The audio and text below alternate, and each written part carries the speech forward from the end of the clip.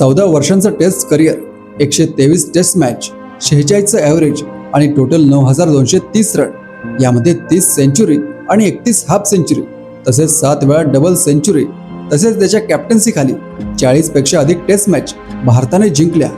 शिवाय ऑस्ट्रेलियाला त्यांच्या घरी हरवलं. आता या सगळ्यांवरून तुम्हाला त्या प्लेअरचं नाव कळालंच असेल. तो प्लेअर म्हणजे विराट कोहली. सध्याच रोहित शर्माने T20 नंतर आता टेस्टमधून रिटायरमेंट घेतली आणि एका पर्वाचा अंत झाला. रोहित नंतर अजून एक सिनियर प्लेअर विराट कोहली टीममध्ये होता, त्यामुळे क्रिकेट लव्हर्स एवढे नाराज झाले नाहीत. पण लगेच 4 दिवसांनी कोहली इंस्टाग्रामवरून एक पोस्ट करतो आणि त्याच्या कॅप्शनमध्ये लिहितो सायनिंग ऑफ, आणि कोहली टेस्ट क्रिकेटमधून रिटायर होतो. शिवाय तो कॅप्शनमध्ये म्हणाला, टेस्ट क्रिकेटमध्ये बॅगी ब्लू प्रथमच परिधान करून आज 14 वर्ष झाली आहेत. खरंच सांगायचं तर हा फॉर्मॅट मला कुठे घेऊन जाईल याची कल्पनाही नव्हती. या फॉर्मॅटने माझी परीक्षा घेतली, मला घडवली आणि आयुष्यभर पुरतील अशा अनेक गोष्टी शिकवल्या. भारतासाठी टेस्ट क्रिकेट खेळायला हृदयात वेगळं स्थान असतं. टेस्ट क्रिकेट म्हणजे परीक्षा घेणारा, दीर्घ आणि संघर्ष पाहणारा फॉर्मॅट आहे. हा फॉर्मॅट तुम्हाला अगदी छोट्या छोट्या क्षणांचा आनंद देतो, जो आयुष्यभरासाठी आठवण म्हणून सोबत असतो. या फॉर्मॅटपासून दूर जाणं सोपं नाही, पण हा निर्णय आता योग्य वाटतोय. मी टेस्ट क्रिकेटला माझं सर्वस्व दिलं, पण त्यापेक्षा कितीतरी पट जास्त, अगदी माझ्या कल्पनेपेक्षाही जास्त या खेळाने मला परत दिलंय. मी कृतज्ञतेने भरलेल्या मनाने निवृत्त होत आहे. या खेळासाठी, माझ्या सहकाऱ्यांसाठी, मला समजून घेणाऱ्यांसाठी आणि साथ देणाऱ्यांसाठी माझं मन कृतज्ञतेने भरून आलंय. माझ्या मनात फक्त आणि फक्त कृतज्ञताच आहे. मी माझ्या टेस्ट कारकिर्दीकडे नेहमीच हसत मुखाने पाहीन.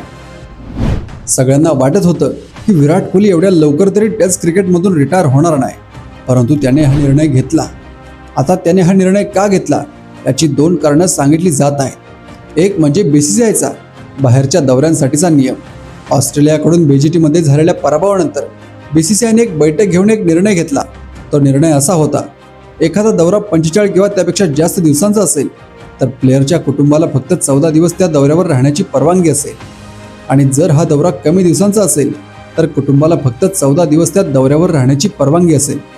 कदाचित या कारणांमुळे सुद्धा कोहलीने हा निर्णय घेतला असावा, कारण अलीकडेच आपण पाहिलं आहे की कोहली त्याच्या फॅमिलीसोबत जास्त वेळ घालवतोय. जवळजवळ 15 वर्षे तो टेस्ट क्रिकेट खेळला आहे आणि त्यालाही आता मोठ्या ब्रेकची गरज असावी. दुसरं कारण म्हणजे विराटचा करंट टेस्ट फॉर्म. भारतीय टीमसाठी विराटने कायमच दमदार परफॉर्मन्स दिला आहे, पण गेल्या काही वर्षांमध्ये तो टेस्ट क्रिकेटमध्ये स्ट्रगल करत होता. गेली 4 वर्षे त्याचा टेस्टमध्ये डाऊनफॉल दिसतोय. गेल्या 10 टेस्टमध्ये त्याने 22च्या ॲव्हरेजने 382 रन्स केले आहेत, त्यामध्ये 1 शतक आणि 1 अर्धशतक आहे. 2019च्या अगोदर विराटने टेस्टमध्ये रनांचा पाऊस पाडला होता, पण अलीकडच्या काही वर्षांमध्ये तो सतत खराब परफॉर्मन्स देत होता. विराटला या स्टेजवरून कमबॅक करणे काही अवघड नव्हतं. या अगोदरही त्याने त्याच्या मेहनतीने अनेक वेळा कमबॅक केला आहे, पण टेस्ट क्रिकेटमध्ये चांगली कामगिरी करण्यासाठी जास्त वेळ द्यावा लागतो. कदाचित या कारणांमुळे सुद्धा कोहली रिटायर्ड झाला असावा. पण जाता जाता अनेक क्रिकेट प्रेमींचं असं मत होतं की विराटने इंग्लंडची टेस्ट सिरीज खेळायला पाहिजे होती. अनेकांना त्याची शेवटची टेस्ट मॅच पाहायची होती, पण तसं झालं नाही.